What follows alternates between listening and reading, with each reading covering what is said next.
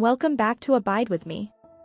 As we enter the month of November, a season often centered around gratitude, we're reminded that Thanksgiving isn't just something we do once a year, it's a way of life. Today, we're exploring a story that reveals the transforming power of a thankful heart, the healing of the 10 lepers. This story reminds us that while many may receive God's blessings, only a few truly return to give Him glory. Luke 17 verses 11 through 19 says, "And it came to pass, as he went to Jerusalem, that he passed through the midst of Samaria and Galilee. And as he entered into a certain village, there met him 10 men that were lepers, which stood afar off. And they lifted up their voices, and said, Jesus, Master, have mercy on us. And when he saw them, he said unto them, Go shew yourselves unto the priests. And it came to pass, that, as they went, they were cleansed. And one of them, when he saw that he was healed, turned back, and with a loud voice glorified God. And fell down on his face at his feet, giving him thanks, and he was a Samaritan. And Jesus answering said, Were there not 10 cleansed? But where are the 9? There are not found that return to give glory to God, save this stranger. And he said unto him, Arise, go thy way, thy faith hath made thee whole." The cry for mercy. 10 men stood at a distance, outcasts, unclean, forgotten by society. Yet they cried out, Jesus, Master, have mercy on us. They didn't whisper. They lifted their voices because desperation has a sound. Sometimes gratitude begins not when everything is perfect, but when we dare to cry out from our brokenness. Their cry was a prayer, and Jesus heard it. Obedience before the miracle. Jesus didn't touch them or instantly heal them.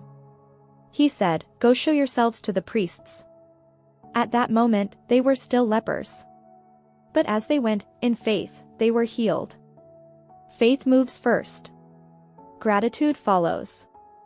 Obedience activates miracles when we trust God before we see the evidence. 1 returned to give thanks.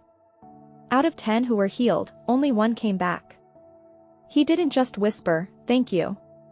The Bible says he shouted, glorifying God with a loud voice. He fell at Jesus' feet, overwhelmed with gratitude. And here's the powerful part, while the others were cleansed, this one man was made whole. Gratitude doesn't just heal your situation, it heals your soul. A stranger's faith. The one who returned was a Samaritan, someone the Jews often looked down upon. Yet he was the one who truly recognized God's grace. Sometimes, the ones who have been most rejected are the ones who praise the loudest, because they know what it's like to be rescued. What can we take from this story today? Gratitude turns healing into wholeness. Obedience unlocks miracles. And thanksgiving transforms the ordinary into worship.